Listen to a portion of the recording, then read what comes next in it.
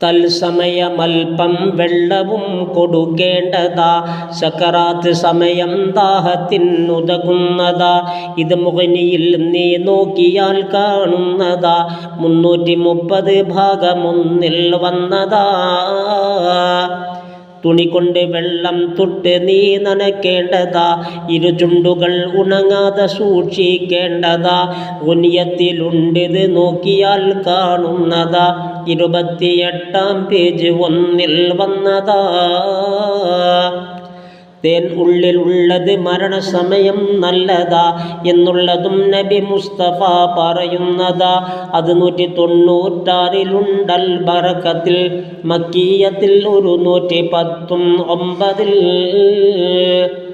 സമയം ഇലാഹിലെ നല്ല ഭാവന വേണ്ടതാ എന്നുള്ളതും നബി മുസ്തഫ പറയുന്നതാ.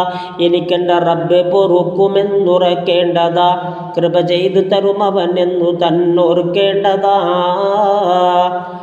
അവനുള്ള ഭാവന പോലെ റബ്ബവനോട് പെരുമാറുമെന്നാണ് എപ്പോഴും നിലപാട്. വുളുവോടു കൂടി മരിക്കലേറ്റം മെച്ചമാ, ജിബ്രീൽ വരുമെന്നും ഹദീസിൽ സ്പഷ്ടമാ.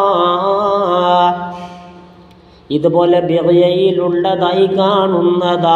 84-ാം പേജ് അതിൽ പറയുന്നതാ. സൂറത്ത് യാസീൻ തൽക്ഷണം ഓതേണ്ടതാ. ദാഹങ്ങളെല്ലാം തീർന്നതായി മരിക്കുന്നതാ. റഅദെന്ന സൂറത്തോതരും വേണ്ടുന്നതാ. മൗത്തിൻ്റെ വേദന കുറയുവാനുതകുന്നതാ.